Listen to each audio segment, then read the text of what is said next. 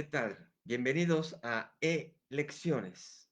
En esta ocasión, la lección número 17, que le llamaremos Elecciones Retro. Retro porque hubo como un paso para atrás después de cierto avance. Realmente las últimas elecciones han sido, las que hemos revisado, eh, muy dispares, muy movidas en muchos aspectos, ¿no? Desde el 88, que fue un parteaguas, que fue un fraude. Siguió la 94 en medio de disparos nuevamente de ejército zapatista, de asesinato de candidato. Llegamos al 2000 con una alternancia, un cambio por fin de partido gobernante, que continuó en el 2006, pero con un supuesto sospechoso nuevo fraude electoral. Entonces, venimos precisamente de dos fraudes, de unas muy movidas, de unas de cambio, más limpias y transparentes. Muy especial todo ese panorama. Llegamos a las de 2012, que tiene su ingrediente no tan fuerte como en 2006, pero también hubo acusación finalmente ahí de alguna cuestión fraudulenta, más que fraudulenta, que estuvieron nuevamente sucionas las elecciones. Así que es imprevisible totalmente cómo es el comportamiento, cómo se da y cómo se plancha históricamente la situación. Bueno, entonces estamos ubicados en el final del gobierno de Felipe Calderón, del PAN. Ahora es nuevamente el partido gobernante por segunda ocasión, es el partido oficial. Entonces vamos a recrear y a manejar, y aquí a partir de mis archivos que traigo, eh, toda esta cuestión de la sucesión. Tenemos varios candidatos o precandidatos o aspirantes más bien a la presidencia por parte de ese partido oficial. Uno de ellos, curiosamente, un ser que por ahí todavía se mueve, que tuvo algún encargo como funcionario, secretario del Trabajo en gobiernos panistas, y que anda movidón intelectualmente para ir contra el gobierno actual, ¿no? Que es Javier Lozano. Javier Lozano alzaba la mano, pero son de los menores. Siempre que empiezo este relato, empiezo además mencionando a los que menos oportunidades tenían realmente. También a Emilio González Márquez.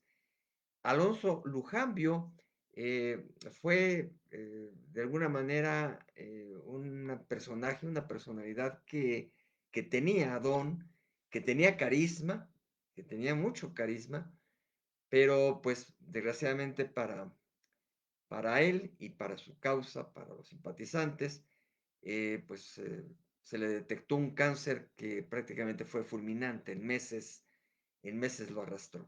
Alonso Lujambio se desempeñaba como secretario de Educación Pública y se le veía bastantes arrestos para liderar la causa panista, sobre todo en vías de sucesión. Así que, pues no logró trascender en ese sentido.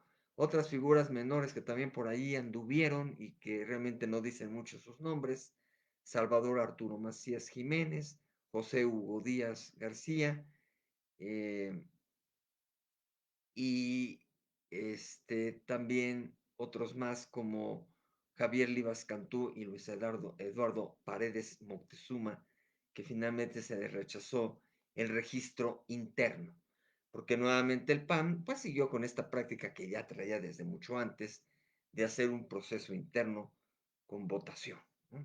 Que eso sí lo había acompañado, había tenido esa parte democrática interna y después la siguió durante la vigencia de sus gobiernos, aunque sí con un tinte de cierta preferencia en la balanza por parte del presidente, aunque como también vimos, a Vicente Fox pues también le madrugó Felipe Calderón.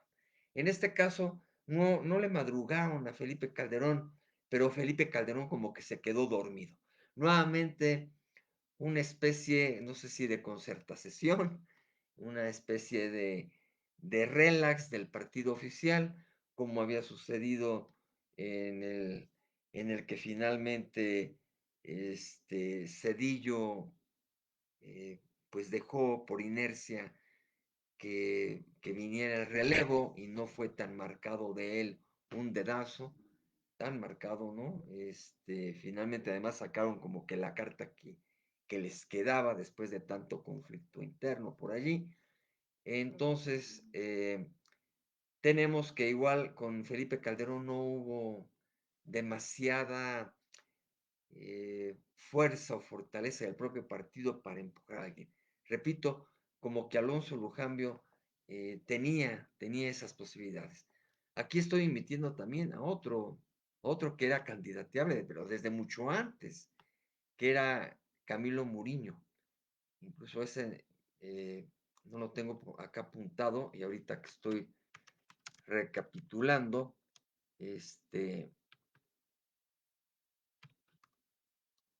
me estoy acordando totalmente de él, José Camilo Mourinho, que tenía por ahí alguna cuestión también de descendencia, este, no sé si española, algo así, pero ya se valía totalmente porque con Fox había avanzado eso.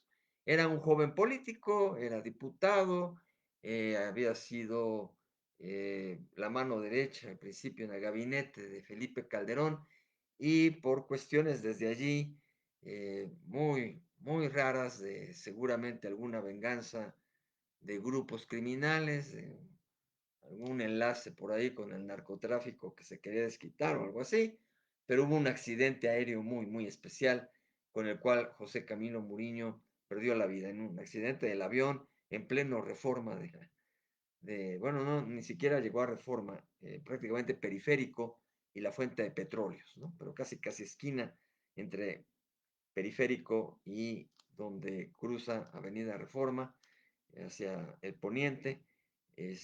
Allí se topó el avioncito, casi casi una avioneta, en donde falleció José Camilo Muriño, que tenía ahí de inicio, dentro de la baraja inicial, él era muy señalado como un sucesor de Felipe Calderón, pero muy tempranamente pues sucedió ese accidente y ya no pintó en los que ya en el año de 2011, previo a la elección, pues se manejó.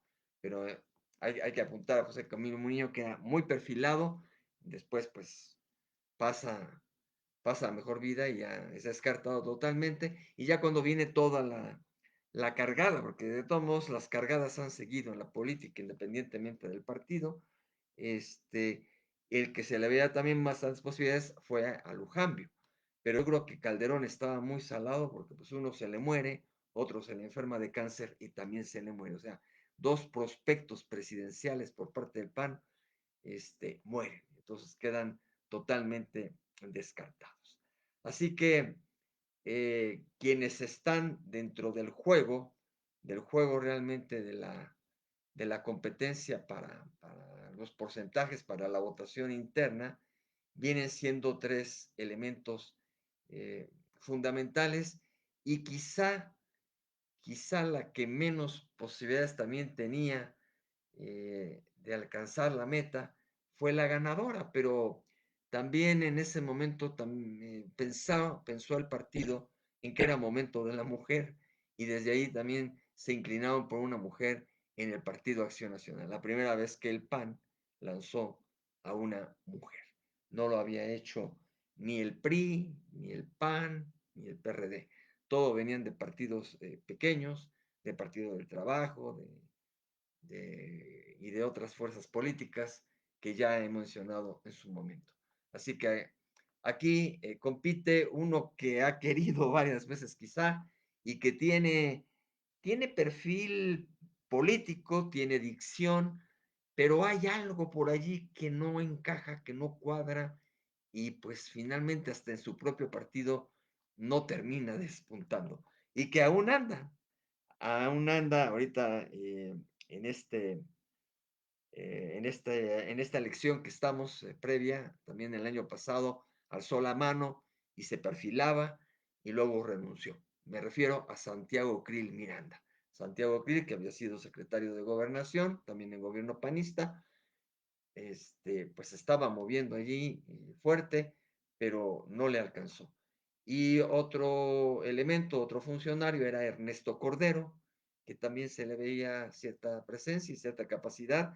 Quizá era ya en esas circunstancias un poco más el perfil de Felipe Calderón o la visión que él tenía, quizá era más inclinada hacia Ernesto Cordero, pero aquí nuevamente pues no tuvo demasiado peso el propio presidente y el partido pues sometió a la cuestión de la votación interna, democrático, hay que reconocerlo, y fíjense ustedes, en este caso, pues Santiago Cri Miranda obtuvo solamente un 6%, ¿sí? Solamente un 6%, mientras que Ernesto Cordero compitió fuerte, obtuvo el 39.5%, bastante respetable, era de alguna manera el que impulsaba más Calderón, y le ganó, pues de todos modos también por una diferencia significativa de más de 10 puntos, Josefina Vázquez Mota, que había sido secretaria de Educación Pública y también ya había estado en cuestión del Senado y en el Congreso, pues. Entonces, Josefina Vázquez Mota, que todavía anda por ahí y que también nuevamente ha sido senadora, ya estamos pues en momentos de la política que aunque han pasado ya unos añitos, más de 10, 12 años precisamente, son personajes que todavía andan de alguna manera brincando, ¿no? Así como brinca su mera candidata de estos partidos. Bueno, entonces salió a la luz Josefina Vázquez Mota. Entonces resulta ser la candidata oficial del Partido Acción Nacional. ¿Qué tenemos en la oposición? En la oposición ahora seguimos teniendo otra vez, por segunda vez consecutiva, al Partido Revolucionario Institucional, al PRI, que se alía o que le llega nuevamente el Partido Verde Ecologista, que había jugado con Fox la vez pasada, bueno, ahora se une, sigue brincando este partido, ¿no? Es un brincadero del PBM. Entonces el Partido Verde Ecologista se suma al PRI y forman una alianza que se llama Compromiso por México. Para esto el PAN ahora lo dejan solo, ¿no? O sea, otra vez ese fenómeno, ya está en el poder, ya lo dejan solo. En la otra alianza que se llama Movimiento Progresista va el Partido de la Revolución Democrática, del Sol Azteca, el PRD, nuevamente junto con el Partido del Trabajo y nuevamente con Movimiento Ciudadano, ahora ya llamado Movimiento Ciudadano, se llamaba Convergencia Democrática en las anteriores elecciones, ahora ya adopta el que sigue siendo vigente su membrete de Movimiento Ciudadano, el Partido Naranja. Entonces va con el PRD y con el PT y allí pues también hubo alguna cuestión de menciones de personajes. Increíblemente, volvió por ahí a mencionarse a Cuauhtémoc Cárdenas, pero si ya lo habían rechazado en la anterior, con mayor razón en esta. Eh, entonces los dos finalistas fueron Marcelo Ebrard, que ahora estuvo muy fuerte, y Andrés Manuel López Obrador por segunda vez. Y entonces ahí acostumbraron ya desde ese momento su vía de encuestas, así como el PAN tenía ya su proceso interno y que copió en algún momento el PRI, pero ahora en este caso el PRI no se fue por ese lado, este, y entonces tenemos a López Obrador. Me salté, ya estaba yo con lo del Partido Revolucionario Institucional y a la mejor hablé de la otra alianza, pero bueno, no importa, de todos son partidos opositores. Cuauhtémoc Cárdenas declinó, finalmente dijo que no a quienes lo mencionaban por allí. Marcelo Ebrard sí tenía ganas, pero entran en la encuesta, y la encuesta fue aparentemente cerrada, no encontré dentro de la primera búsqueda que estuve haciendo en estas semanas el porcentaje exacto, seguramente existe, pero el hecho está que Andrés Manuel López Obrador ganó esa encuesta y Marcelo Ebrard no tuvo empacho en decir, sí, la acepto totalmente en ese momento con López Obrador y dijo, puerta abierta, eres el ganador y entonces quedó Andrés Manuel López Obrador por esta alianza de movimiento progresista. Entonces estaba también con lo del PRI, que es partido opositor, y con la otra alianza que es el Compromiso por México. Allí estaban, de alguna manera, algunos otros elementos. Se llegó a mencionar a Beatriz Paredes Rangel, pero no pasó de una previa insinuación más que nada, ¿no? A veces quienes más lo insinúan, seguramente son grupitos del propio partido, no sale de la nada esto, pero lo retoma inmediatamente algún medio, cosas así, y a lo mejor aparecen más como que los medios que están mencionando, que están detrás ahí de los perfiles.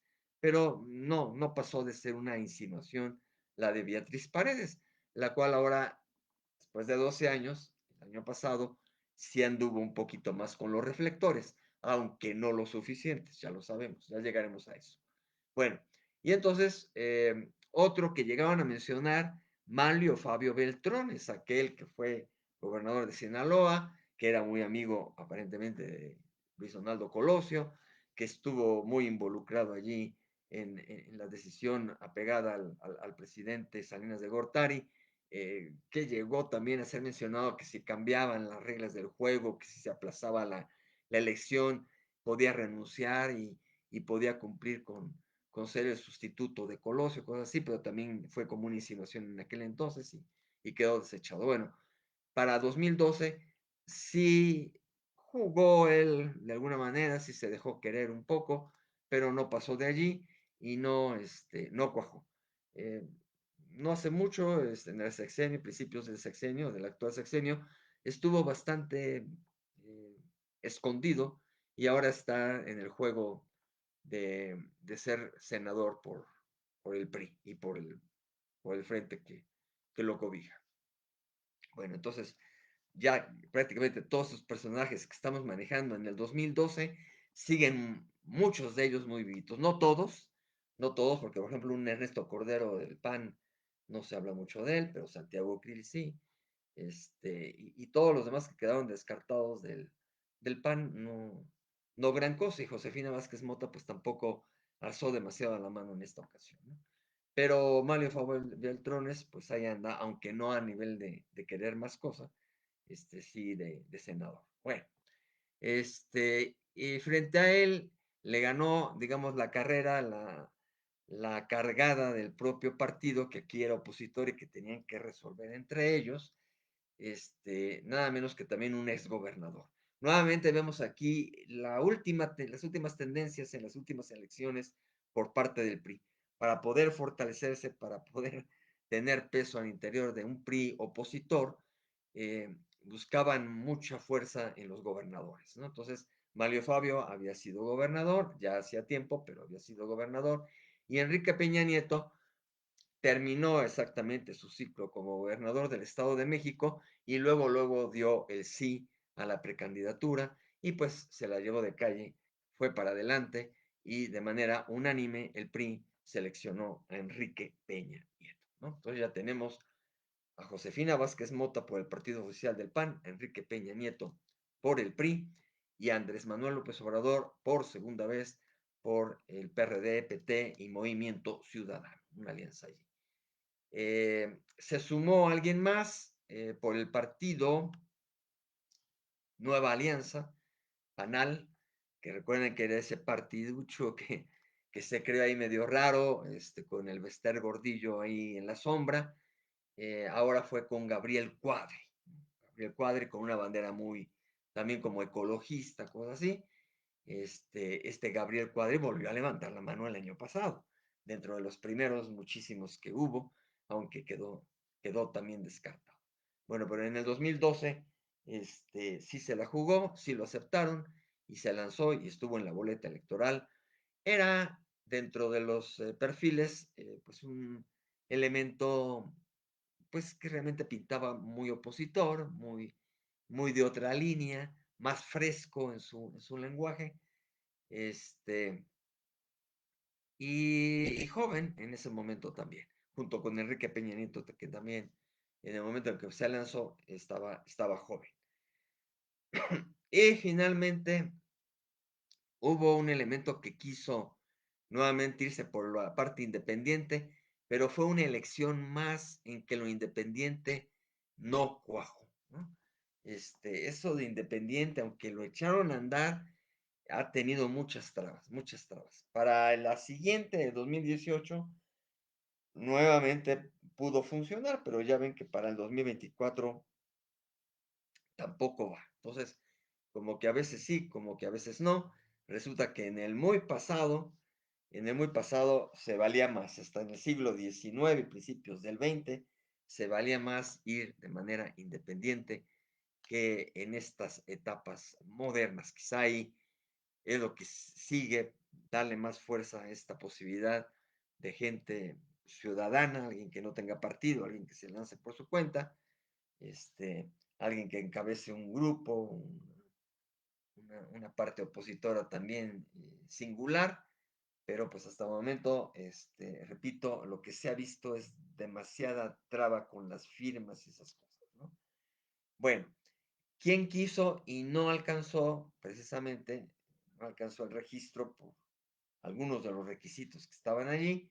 Nada menos que Manuel Cloutier Carrillo, el hijo de Manuel Cloutier, que había competido con dignidad, con decoro, en 1988, que también se había opuesto a la cuestión de cómo levantaron la mano a Salinas de Gortari, pero finalmente desde ahí vino después la cuestión de ceder del propio partido y avalar el triunfo de Salinas de Gortari. Entonces, este es el hijo de aquel candidato que tuvo buena presencia, quedó en tercer lugar aquella vez, y Manuel Cloutier Carrillo, hermano de Tatiana Cloutier, que han dado en la cuarta transformación, la 4T, quería lanzarse como candidato presidencial de manera independiente, pero no lo logró. Entonces no aparece en la boleta. Entonces vamos a ir ya directo a los resultados. En 2012, nada más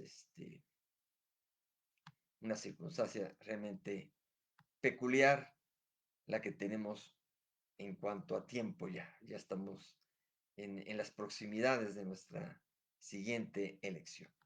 Bueno, vamos a resultados. Resultados totalmente planchados, no los que dieron inmediatamente en la noche, que en aquella ocasión también no fue ya tan problemático. Mm, no tengo muy fresco yo qué tan cercana pudo haber sido la hora, pero no lo hicieron como en el 2006, que prácticamente no hubo la declaratoria superoficial, sino prácticamente hasta el otro día, y había una especie de empate técnico, y hasta que llegaron los 3 días siguientes hubo la declaratoria, y después vino la impugnación, y bla, bla, bla, bla. Tampoco fue tan inmediato como cuando Fox ganó, y prácticamente a las 6 de la tarde ya estaba resuelto todo, o como en 2018 que vamos a ver la próxima ocasión, en que también fue bastante inmediato. Esta tuvo un término medio, estuvo apretadona, pero no a medio punto como la anterior, ¿no? Realmente, aquí históricamente podemos ver cómo Andrés Manuel López Obrador, pues no quitó el dedo del renglón, porque realmente, eh, de acuerdo a la democracia, de acuerdo a la votación, etcétera, siempre estuvo en primeros planos, ¿no? No es un candidato que haya estado por ahí escondidón, o que haya nada más sido de relleno, o que como Porfirio Díaz también le entraba, pero pues lo rebasaba, Benito Juárez en su momento, etcétera, con volumen de votos, aunque también la votación en aquel entonces era muy diferente, no era el voto universal, pero, pero en el caso de Manuel López Obrador, tanto en 2006 como en 2012, pues dio dura batalla, ¿no? Dio dura batalla, y de allí que luego llegara la tercera búsqueda, ¿no? Entonces, tenía la experiencia en que en la anterior se le habían ganado por medio punto porcentual, ¿no? Medio punto porcentual. Pues, ¿cómo no iba a querer estar nuevamente en la boleta? Ahora se la van a llevar por algunos puntitos, pero ni siquiera llegar a los 10. Así que es significativa, y en ese sentido, eh, pues trataron de cuadrar muy bien la cuestión para dar los resultados, no de inmediato, porque se tenía que verificar, pero tampoco fue demasiado tardado.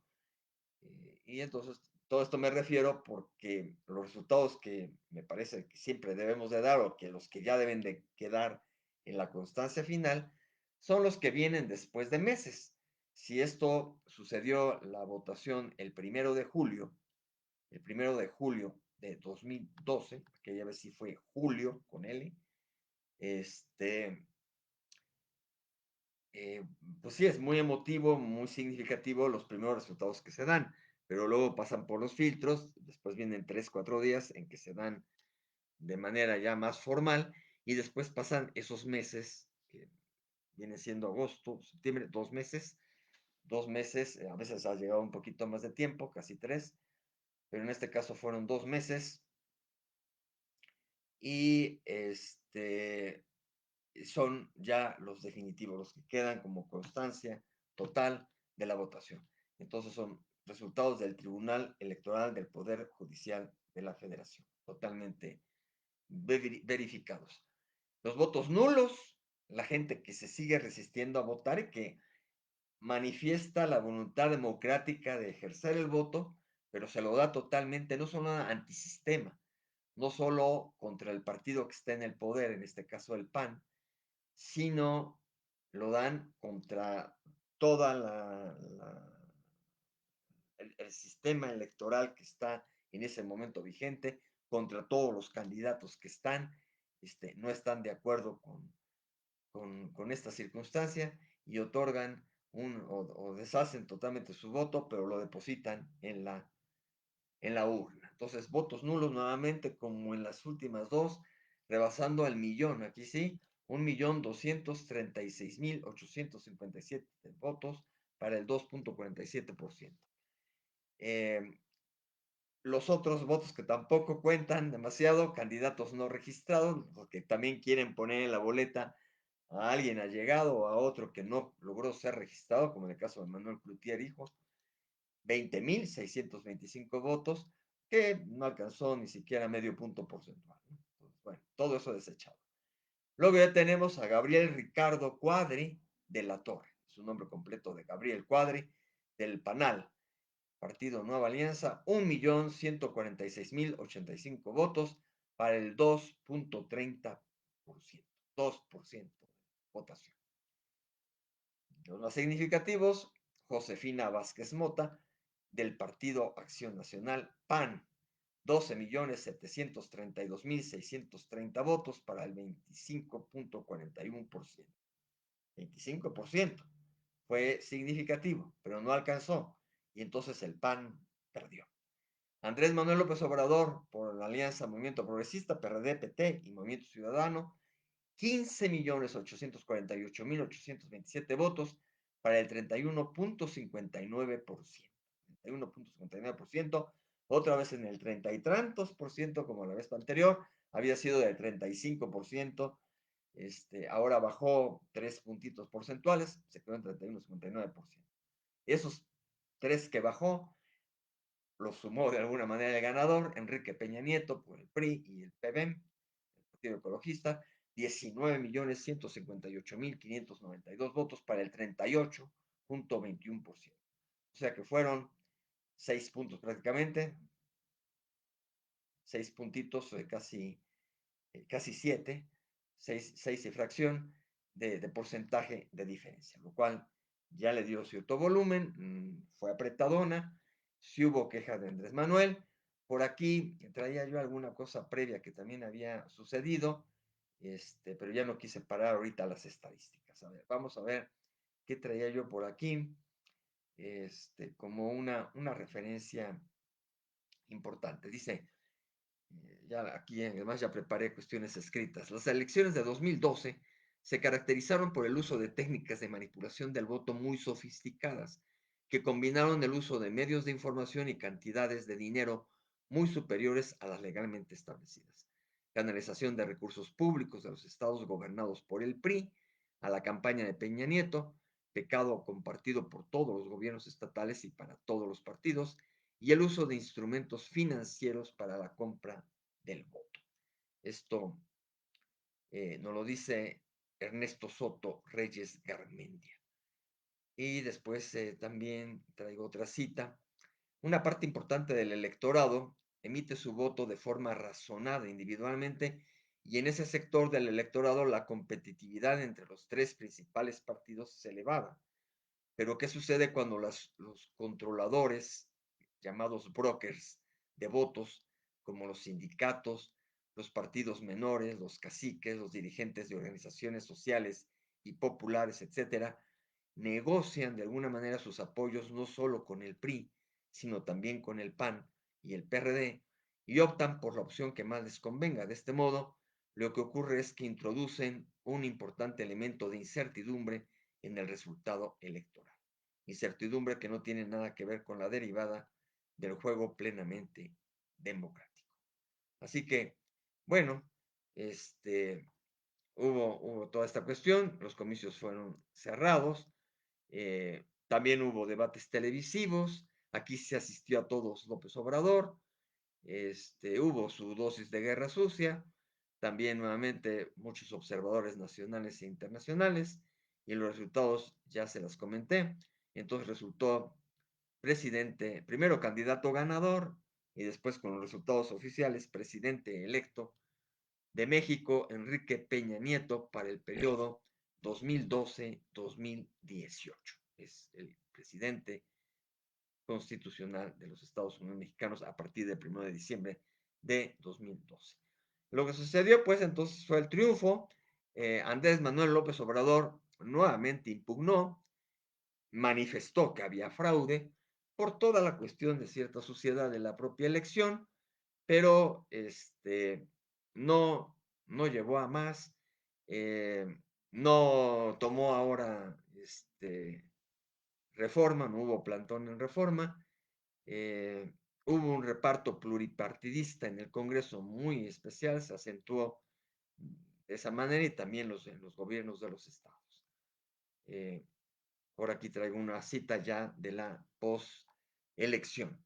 Las elecciones del 2012 son, en nuestra opinión, un retroceso para la transición democrática del país debido a las irregularidades y manipulación electoral desde las esferas del poder. El nuevo gobierno priista inicia una nueva alternancia, seriamente cuestionado por una amplia capa de la población, en un clima de violencia extrema, y en un momento de descomposición de las instituciones de la República, lo que representará un escollo para la gobernabilidad. Esto no es 2024, es 2012, estamos en 2012, clima de violencia extrema y un momento de descomposición de las instituciones de la República. Esto, igual, no lo, no lo menciona,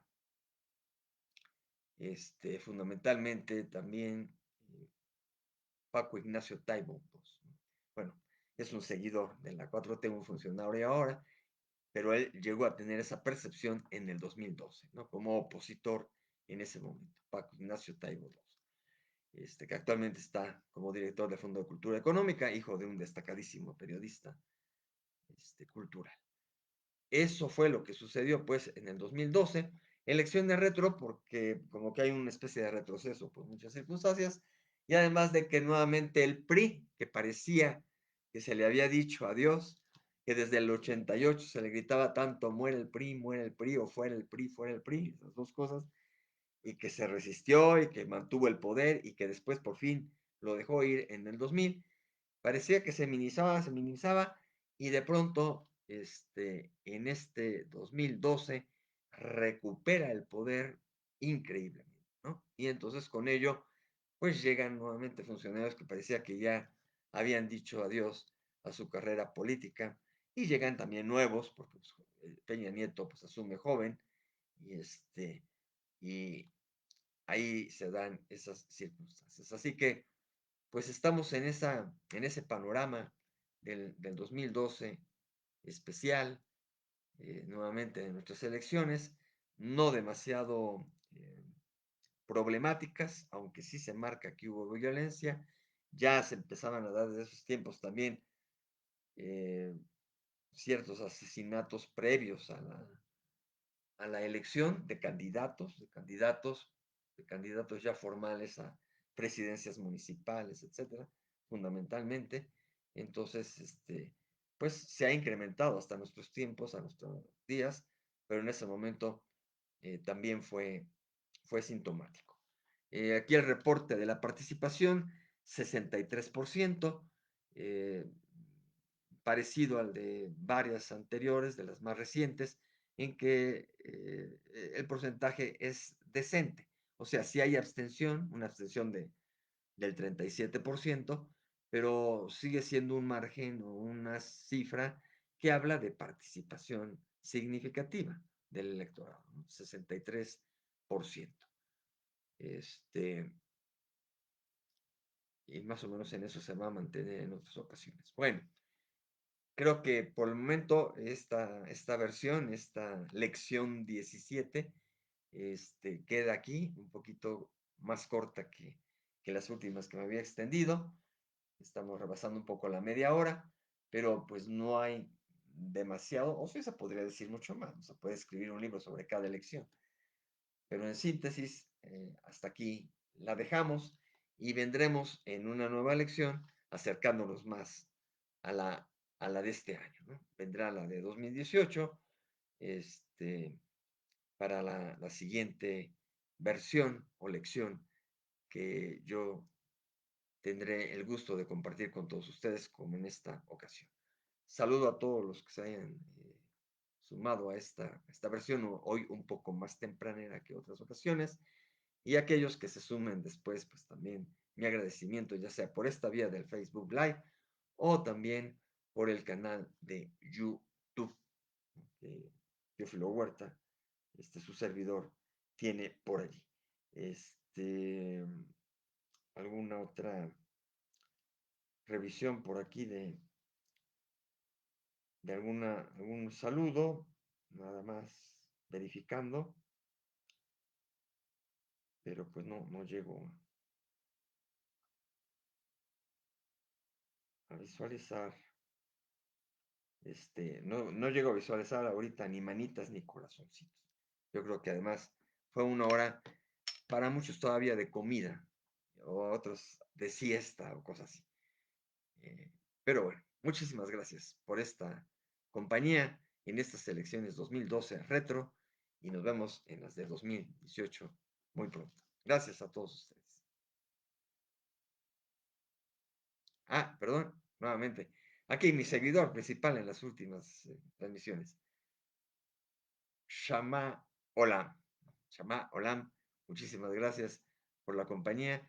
Qué bueno que te sumaste y nos vemos seguramente en una próxima ocasión, ya sea, todavía hay un margen, puede ser la próxima semana o puede ser en un par de semanas todavía. Así que por aquí estaré saludando. Hoy fue en un día que no había acostumbrado, pero pero aquí nos presentamos y aquí los que estén pendientes, pues les agradezco su compañía. Muchísimas gracias y hasta entonces.